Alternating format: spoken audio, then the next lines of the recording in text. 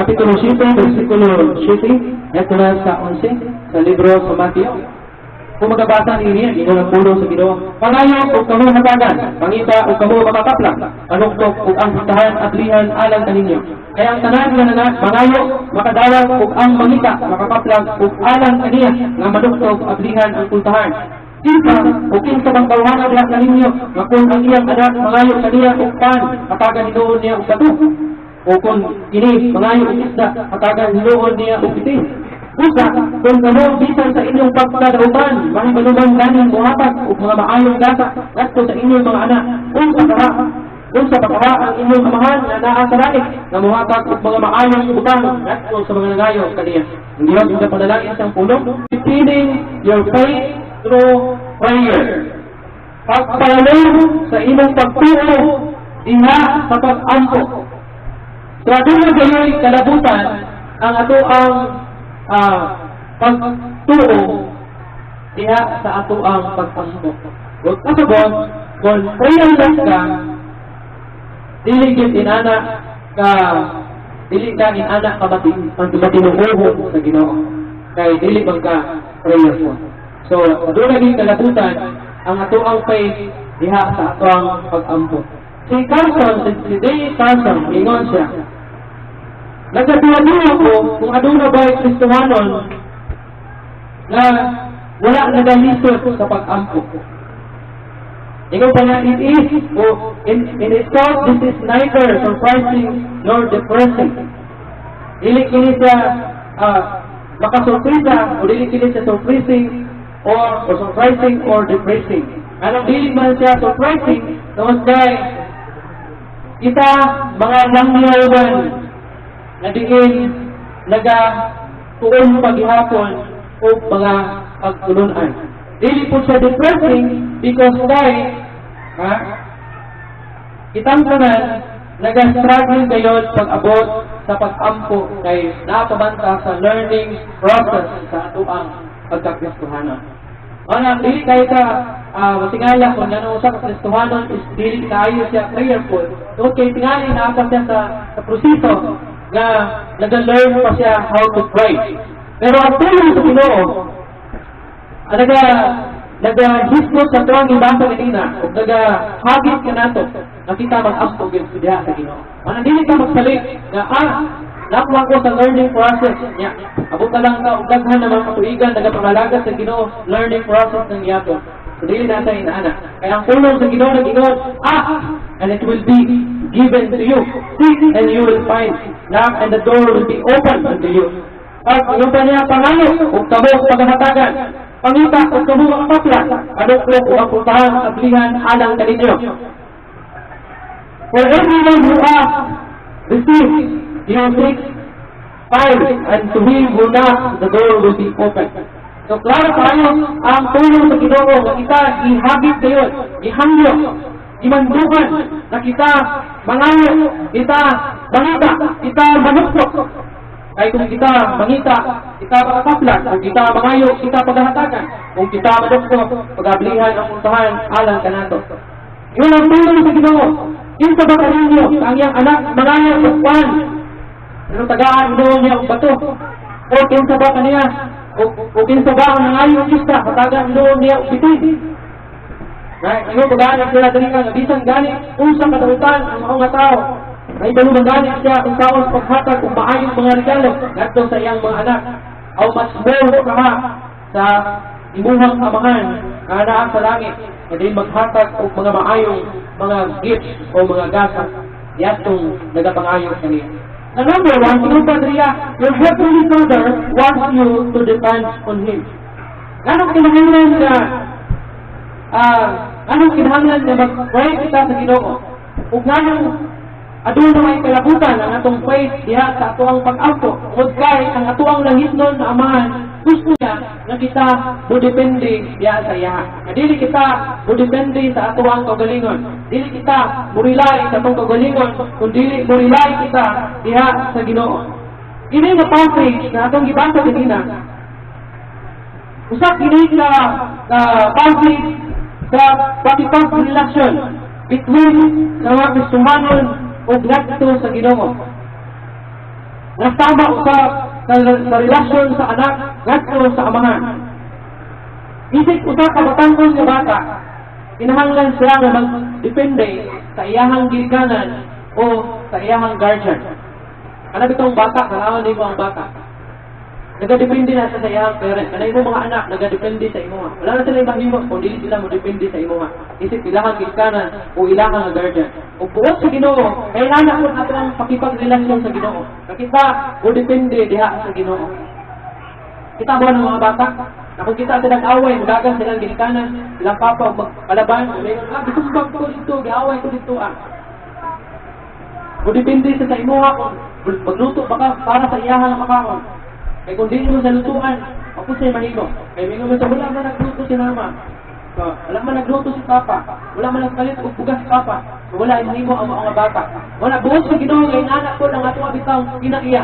Na wala tay mahimo kung dili ka mo depende sa ato ang Ginoo. Kung dili kita mo rely sa ato ang Ginoo. You and I must depend on God. Diin ang ato ang langit nun nga amahan. Ino pa, if we do not pray, kita na mga Kristohanon, we reveal that we are self-reliant. So now, kung dili daw kita mag-aako, ato lang daw nga ginapakita at kita nagsalig sa ato ang kagalingon. Kung wala kita nagasalig sa Ginoo, whether you admit it or not, sometimes, or most of the time, pinali inana atong kinaiya. Dili ka nag-rely sa Ginoo. Nasalig sa ato ang kaugalingon mismo. Atong kakayahan, o kung nakay kwarta, salig na ka mo rely sa Ginoo. Salig na ka sa imuhang kwarta. Salig na ka sa imuhang kaugalingon. Kung maayo po imong pangutok, maayo imong abilidad, maayo ka mo diskarte sa kinabuhi, usahay, dili na ka mo salig sa Ginoo. Kay anyway, maayo man ka diskarte o maayo man ka o panabot o saol sa pagpagita sa imong panginahanglan. Pero dili naman gusto sa Ginoo. Buot sa Ginoo, naparihata sa kabata. Nawala siya'y mahimo kung dili siya mo depende sa iyahang amahan, sa iyang inahan, o sa iyahang guardian. Inanak ko punta pa magunahuna. Kinahanglan kita na mo depende sa Ginoo or mo rely sa Ginoo. Educated ka man, kwartahan ka man, maayo mo kag abilidad, ayaw pagsalita ng mga butangan sa iyong kinabuhi. Ay buot sa Ginoo na ikaw musalig yan sa Kanya. Ikadua, your Heavenly Father wants you to be persistent in your prayer. Buot sa Ginoo sa atong naging amahan na kita malahutayon, mapinadayonon sa ato ang pag-angko diya sa Ginoo. Ito ba'y nag-pray diri nga dugay-dugay ko nga nag-pray sa Ginoo ay tungod sa iyang request. Bakit ba kung nag-pray ka karon and then sunod tuig na sabta nag-ampo? Or bakit nag-pray ka karon tungod kay wala kang itubag sa iyong mga gipangayo sa Ginoo, miundang ka sa pag-ampo? So dili nga mao ang kinahanglan sa Ginoo. Buot sa Ginoo nga kita mapinadayonon diya sa pag-angko. Kaya ang pulong sa Ginoo nag-ingon, pangayo, pangita o panukpok. Na diin, itawag ini sa English o present imperative tense. Na diin si Jesus mismo padayon na nagpag-inundong o nagpangayo sa nato. Nakita, bangita, nakita, pangayo, nakita, manuktok. Ingon pa ang pulong sa Ginoo. Ingon pa sa pulong sa Ginoo diya sa Lucas Kapitulo 18. Kung imuhang naibaluhan, kung nakita ninyo, nabasahan ninyo na istorya, may usa ka magbabalaot, usa ka abogado na dili matinuuhon sa Ginoo. Dautan na tao, o kining madaog-daogon, o kining kapwa tao. Apan may usa ka byuda na kanunay balik-balik na ito kaniya. Aron niya siya tabangan. Tabangan siya nga panalitdan sa dautan nga tao nga nagsambok sa iya o nga nakikbatok sa iya. Ang mga nga dautan nga abogado mingon siya, bisan ako, dautan nga tao, walay pagtuo sa Ginoo ug dili maluloy ko ngadto sa tao. Pero tungod sa kaning babae nga kanunay gabalik-balik sa kuha, ako magbuhat ug maayo sa iya. Aron dili ako unya kaninglan. Naangkon sa Ginoo, naglimang ka nato o kita, mapinagayonon usab diya sa pag-angko sa Ginoo. Kaya ang pulang sa Ginoo nag-ingon, listen to what the unjust judge. Ingon niya, I will not and will not God bring about justice for his chosen ones who cry out to him day and night. Will he keep moving them off? I tell you, he will see that they get justice and quickly. Basta kanunay na nagapangita, nagadagog niya sa Ginoo sama sa usa ka byuda, na kanunay nagasabot ngadto sa usa ka judge aron nga sa tabangan ikan sa tao nga naghimong kanyang dautan. Ang mga judge wala makapugong o gibuhat niya kung unsa ang angay para sa mga byuda nga nagkinahanglan og panabang kaniya. Si Jesus Christ wala siya nag-ingon na siya pareho sa ka-judge. Na diin, kita, dili nato kinahanglan nga musulay sa pagsamok kaniya aron lang iyang ihatag ang ato ang ipangayo kaniya. Tungod kay ang pag-ampo dili inana. Na murag samok ang imong pag-ampo sa dalunggan sa Ginoo. Dili samok. Dili paliato sa pagbabae nga gitabangan na lang sa byuda kay nasabukan siya sa mga babae. Pero ang Ginoo gusto lang niya kuhaon ang maong idea, ang principle na kita dili sunog, muunda sa pagpangita o pagpalayo o panuktok niya sa Ginoo. Na dili kita muunda sa pag-ampo sa Ginoo. Although dili man Ginoo masabukan tama sa usa ka judge, kay dili man inana ang ginaya sa Ginoo nga masabukan sa tao nga kanunay nagaampo diya kaniya. Pero buot lamang sa kita mag-ampo kaniya. Ino pa, we are to pray knowing that God is nothing like that judge. Ino pa, He cares about you and He cares about me. So what we need is, ino pa, more than persistent prayer is persistent faith. Wala ang kinahanglan mag-pray ka sa Ginoo. Kaya ang kinahanglan sa Ginoo, mapinadayunon na pag-ampo. Kaya ang mapinadayunon na pag-ampo, mapinadayunon usab na pagtuo sa Ginoo. Kung putol-putol ang ibang prayer sa Ginoo, pray ka karon, tapos balik ka mag-pray sunod tuig o sunod bulan, inconsistent siya na pag-ampo, o posible ang imong usab na faith sa Ginoo is inconsistent sa. Pero kung kanunay kita nag-pray sa Ginoo, meaning na kita persistent sa atong faith sa Ginoo. Grabe yun ang ato ang pag-rely sa Ginoo. Grabe yun ang atong pagdepende sa Ginoo. Na diin, kita mismo makaingon na wala kita'y mahimo kung dili ta mosalig sa Ginoo. Wala ang diyon gayon na isang unsa pa man ang imuhang kahintang sa kinabuhi. Isang maayo kang kabilidad, nakay kwarta o graduhan ka, maayo kang pangutok. Ang importante, murilay ka sa Ginoo. Kung dili diya sa imong kaalam, dili diya sa imong diskarte, kung dili diya sa imong kwarta. Ingon pa, I believe that open answers yes to our prayers. Kanunay kayo na ang tubag sa Ginoo sa mga pag-ampo is yes. Kaya gusto, di ba namin kinaingon na mutubag ang Ginoo is yes, maybe or no, namin maybe? Waiting, no? Yes, wait and no. Pero, pag mo na sakton, ang tubag sa Ginoo is yes kita siya. Isang pag mayroon kang ano, wala gitubag sa Ginoo ang imong pag-ampo. Kayon kang wala kang gitubag sa Ginoo ang pag-ampo, kaya wala man ihatag niya. Consider lang na yes. Ano ba? Kaya isang wala niyo mong na-receive ang imong ipangayo. Gitubag yapon sa Ginoo, gitubag niya para sa imong kayuhan. Ini ang tubag sa Ginoo is para sa imong kayuhan. Diba? Sa imong ipangayo sa iyaha, makadaot para sa imuha. So wala niya ihatag sa imuha, pero consider na yes ang tubag sa Ginoo. Kumingon ka nga, wait, agulas. Isang pag mingon ka nga, 20 ka tuloy, gikan karon. Kakapag mo na-receive ang imong ipangayo 20 years ago. Tubag lang yapon na sa Ginoo. Ano ang ginong gini, katong itong mga nangaging mga wali na kung nasang kahit sunod ang Ginoo, lugay niya tubagon ang atong mga prayer, tungod kay buot niya nga ma-develop ang ato ang character, ang ato ang attitude nato, kay basis ang atong gipangayo, dili ta ngayan, sa ato ang gipangayo. So, prepare sa Ginoo ang atong kasing-kasing, wala kay dugay man ta, magpausap sa Ginoo, so dugay ko dihatag sa Ginoo ang atong gipangayo.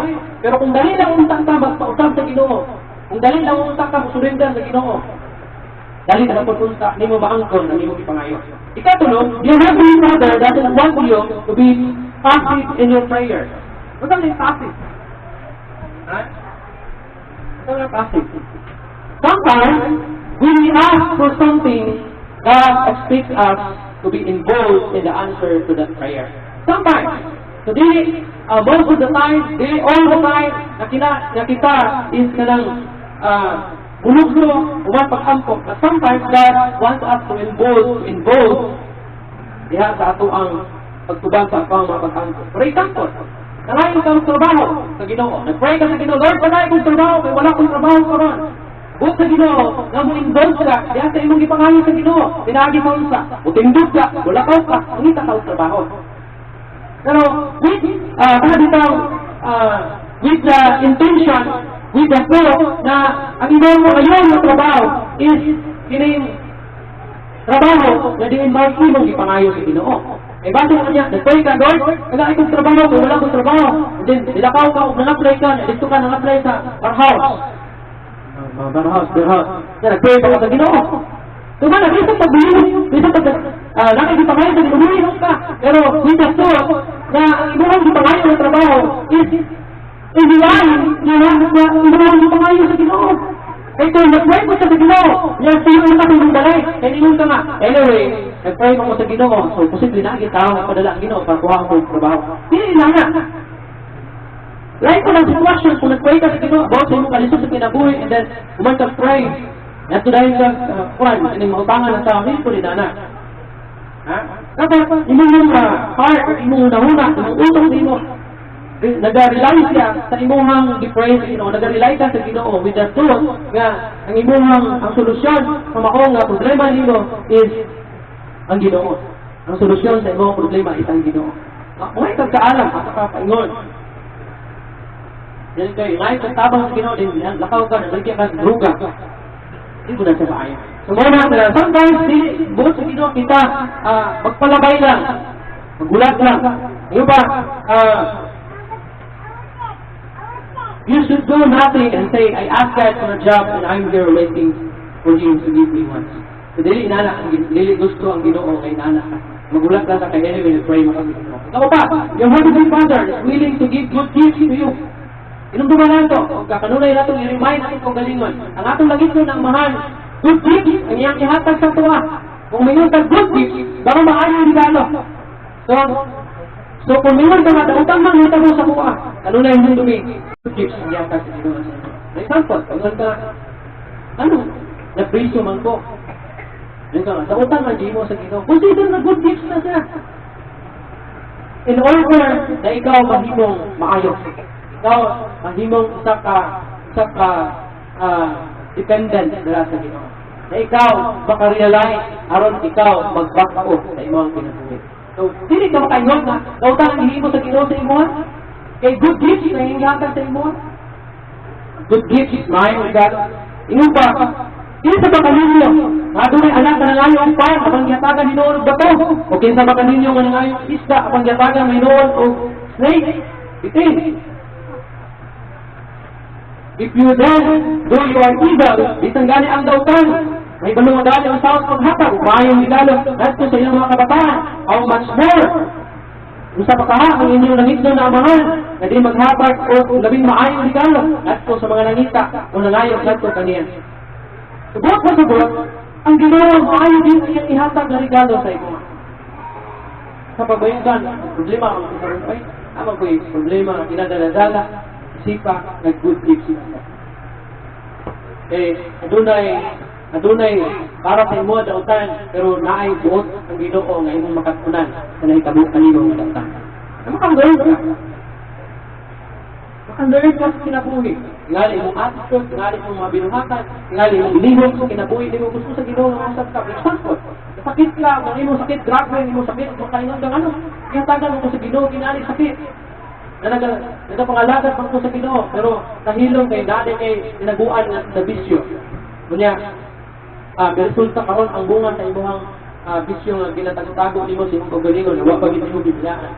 So, during sa imong suffering, during sa imong pag-antok sa balatian, dili ka makaingon na dautan ang gibuhat sa Ginoo sa imong gitagaan ka sa Ginoo, ginana ang sakit ibuhat sa Ginoo. Adunay mausap sa imong. Adunay kay realize mo. So, not everything.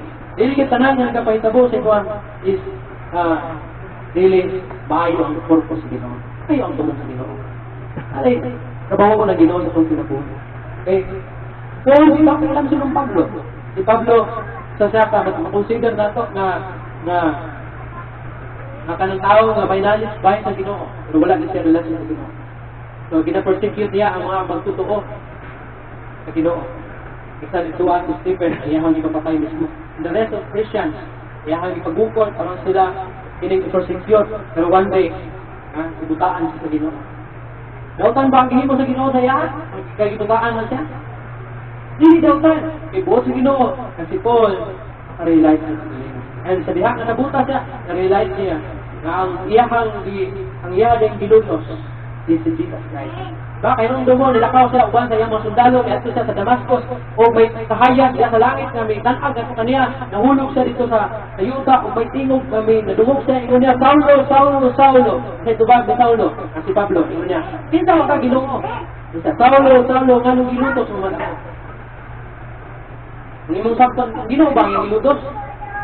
Pero, yung gilutos ng mga katawhan sa Ginoo. Kaya ingon ba ang Ginoo? Ang nagbuhat sa ako ang naglibo, maayo sa ako ang nagpainom sa mga dumudoong, tamarang nagbuhat sa ako. Ba, anak ni Jesus Christ? Nagbuhat pa sa ko, kung iyong lutusan ang mga tumusunod sa Ginoo, tamarang ang gilutos sa Ginoo. Kumana ingon ni Jesus, kay Saulo, Saulo, Saulo, nga nang gilutos man ako. And then si Saulo na-realize niya, ang iya dahil gilutos, kitang Ginoo niya, si Jesus Christ. Then nabutas siya.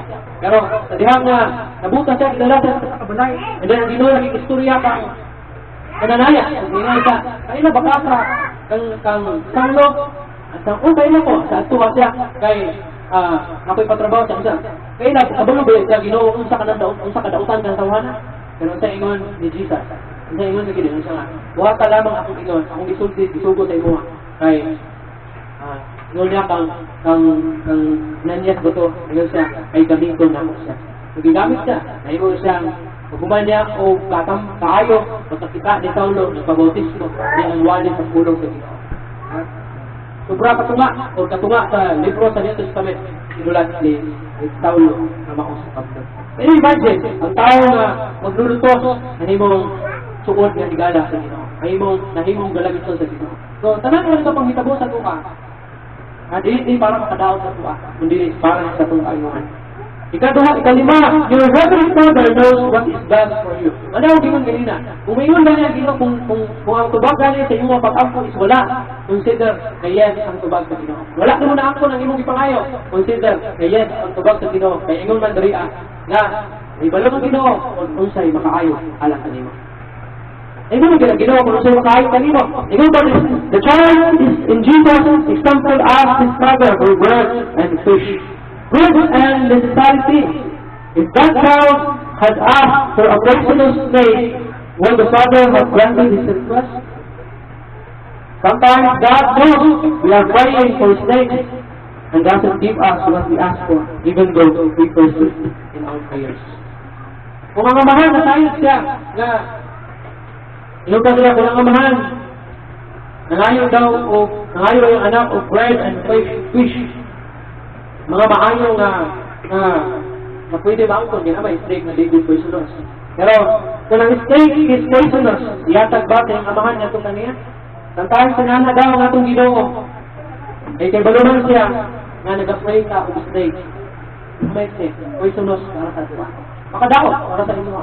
Ang imong ipangayo, dili makaayo kanimo, kung dili poisonous di ay alang kanimo. Makahilo, makapatay alang kanimo. So di giyatag sa Ginoo. Anak may unta ko sa giyatag sa Ginoo.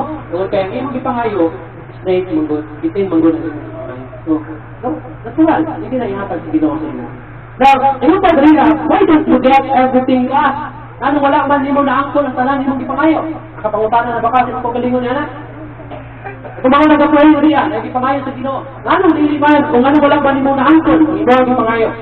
At kung tanawon, first imong padrina, you will lack faith.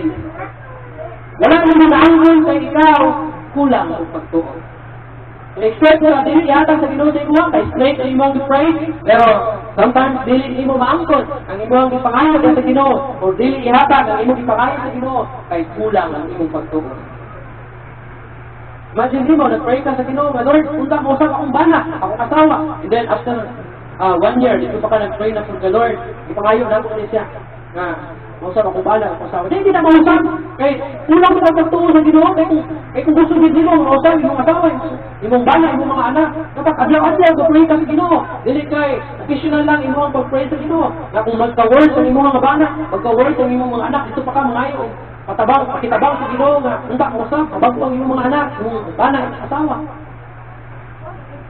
Sa panahon ng mga tarong-tarong, ba't pa nag-pray sa Ginoo? Kumanang, hindi na mausap, kay dili ka consistent sa imong pag-ampo sa Ginoo. Manang kumahayin ka sa Ginoo, dapat consistent ka sa imong prayer, kay nagpasabot ka na ganun yun ang imong pagtuo sa Ginoo. Pagkanulay ka nag-pray, for example, ngayon sa katao, nakanunay ni mong ginaduol, every time na ikaw na ginahanglan, kung kaya ikaw nagtuo, nakanong tawahan, dili makabalibad sa imuhan. O nakanunay na siya ang imong ginaduulan, kay makatabang sa iyo.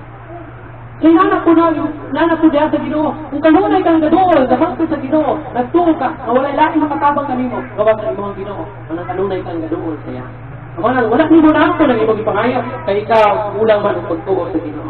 Ingon pa ang Panginoon sa Ginoo in James chapter 1 verse 5 and 7, down to 7, ingon pa, if any of you lack wisdom, you should ask God. Kung kintulang kanino na kulangan ng kahanap, kapangayuhan sa Ginoo, who gives generously to all without finding fault, and it will be given to him. But when he asks, he must believe and not doubt, because your doubt is like a wave of the sea, blown and tossed by the wind. That man should not think he will receive anything from the Lord.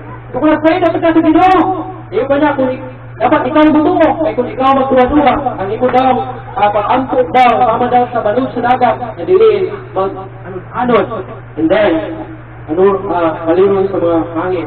And then, kanang tawhana, ikaw na tao, ayaw pag-una-una, nakaangkot din mo, ang imong ipangayon. So, wave ang imong faith. Ikaduha, you may have selfish motives. Masa may selfish motives? Ano itong pinaugalingon na motibo or makasarili na motibo? Nakalimangayon sa Ginoo, pero ang imong ipangayon sa Ginoo is consider siya selfish motives. Selfish na kayo na. Tingnan ang imong ipangayon ay para lang sa imong ayawan. Alam ko, pray ka, Lord, gusto ko madato kayo, matabangan ako ang mga isuon. Ganyan nyo ka ng prayer. Dili na siya selfish na prayer. Pero kung ang imong prayer, Lord, gusto ko madato, kapay ko sa kinan, para makalatagaw ko, makalaglaan ko sa selfish prayer na. Kung gusto ka madato, ayaw ng selfish prayer. Kaya hindi ka ba natuwa sa Ginoo? Ika, Lord, gusto ko makapalit sa kinan, para katong mga nagtanong ubos sa kuha, akong nagpagdarok sa kuha, ako itong kabuk-abugan. Hindi kinayatag sa Ginoo. Hindi kinayatag sa Ginoo. Kaya selfish prayer. Kung mga nagadaw sa kuha, atong ubos kaya ang lantaw sa kuha, ako itong kabuk-abugan. Hindi ako ito pasakyo. Kaya ito ang pangin sa Ginoo in Matthew chapter 7, verse 7 and 8, it's not saying that prayer is like a blank sheet. Ang prayer daw, mga daw sama sa kablangko ng chiki or talbog ng chiki. Kaya when you ask, do not receive. You do not receive because you ask with wrong motives. In James chapter 4, verse 7. So daw, nangayon ka, pero walang ka nakaangkot. Kaya nangayon ka, kining dautan ng iyong motibo. That you may stand that you get for your Christian. So daw, kaya mo lang daw matagbaw. Ang imuha daw nga, nakanapitang, di pa kayo, parang daw sa imuhang katagbawan. Wala kung nag-pray ka sa Ginoo sa kabutang, may parang lang yun sa imuhang katagbawan, dili ginainatan sa Ginoo sa imuhang. Another one, sometimes even good requests can have selfish motives. Bisa pa daw, maayo ang imong ipangayo sa Ginoo, pero sa sometimes, nadaw na selfish motives. Yung prayer is not asking God to do my will, it's asking God to do His will. Anak, magpray ka sa Ginoo. Kanunay ginatong hinduman, wala kang nangayon sa Ginoo para buhaton ang imuhang kabubuton. Para buhaton sa Ginoo ang imuhang kagustuhan. Kung dili, nagpray ka sa Ginoo para masunod ka. Buhaton nimo kung sa kabubuton. Kailangan dito yung kinailan, nagpray ka sa Ginoo, pero ang imuhang will, ay gusto nimo masunod. Ang gusto sa Ginoo, kung magpray ka sa Ginoo, ang kabubuton niya mo ay atong tumanang. John 5:14, nagingon, this is the confidence that we have in approaching God, that is we ask anything according to His will. So daw, kung ano pa, according sa kabubuton sa Ginoo. He hears us, nadungog kita niya, and we know that He hears us. Whatever we ask, we know that we have what we ask. So kung mga ka sa Ginoo, nadungog ka sa Ginoo. Gusto lang niya, na ikaw mabuhat, kung sa man ang iyang kabubuton, kaya sa ibang ipangayon. Dili kay, nag-pray ka, is, kanang imuhang kinaiyak kay kontak, katawag ka na, kapuksanon, nga, pukson yun mo ang Ginoo, nga ihatag sa Ginoo ang imong Diyos. Dili na, dapat mag-rely ka sa kabubuton sa Ginoo. Kung naamay mabuhat sa kabubuton, dili kay, ang Ginoo mabuhat sa imong kabubuton, kung dili ikaw ang mabuhat, tulad sa kabubuton sa Ginoo. Kaya to the last, we be living in disobedience. Anong unang gihatag sa Ginoo sa imo? Ay tingali na kinabuhi kang masinupakon sa Ginoo. Ano din kang ihatag sa Ginoo? Tingali na kinabuhi ka na masinupakon diya sa Ginoo. And Psalm 66:18 the Ginoo, if I had cherished thee in my heart, the Lord would not have listened. Kung adunay sala sa akong kasing-kasing, ang Diyos dili mamati sa ako ang mga. Kung nagpalikan sa Ginoo, yan gibating imo bulag-bulag mo ka, nadungog sa Ginoo, usiha daw imong kinabuhi. Ibase na kinabuhi ka diyan sa sala. Ug ang sala ay imo man ginahimo, ang hinungdan na nabutaan sa Ginoo o sampungan ang dalunggan sa Ginoo. Ang dili na madungog ang imo mga. Walang dili tanan ayaw pa sa nili ang Ginoo, nga dili maayo ang Ginoo kay wala niya ginasa. Usiha to ang imong kagalingon. Amayan ba ka? Kasi dili di ka amayan. Kasi di ay naglunang ka diya sa kadautan.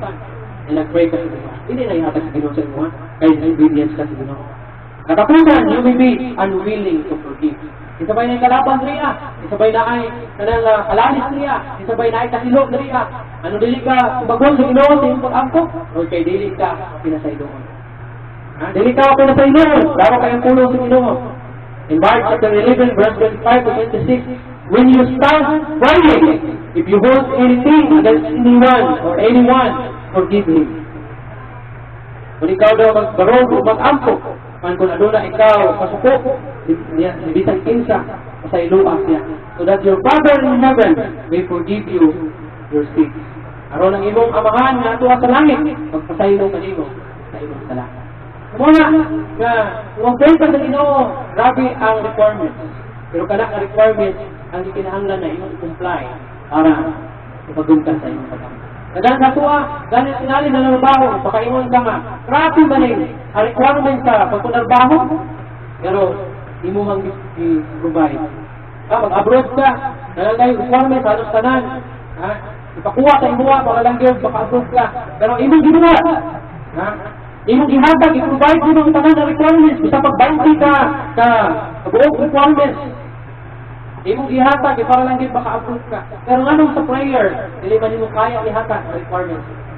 Ang requirements sa Ginoo, pag mag-pray ka sa Ginoo, una, pahugti ang imong pagtuo sa Ginoo. Kadua, kinahanglan, dili dautan ang imong motibo sa imong giangko sa Ginoo. Ikatulong, kinahanglan nga bisan kung paayo man ang imong ipangayo, kinahanglan wala kay bisan kung sa alama ang motibo. Ikatulong na requirements o ikaupat na requirements is how as sa imong pagkadautan pagka sinupakon sa Ginoo aron ihatag sa Ginoo ang imong ipangayo. Ug ang ikaunom, kinahanglan nakabalo ka pasaylo, buhatag ang pasaylo sa mga tao na nakapagtala na. Ulubra ang requirements para pubagon sa Ginoo sa imong mga. Kamay lang siya, pero muna ang labing importante ng imong himo para ihatag sa Ginoo ang imong mga pagtampo. Bagon sa Ginoo ang imong ipangayo ug aron sa ulalog ang imong pagtuo diya sa Ginoo.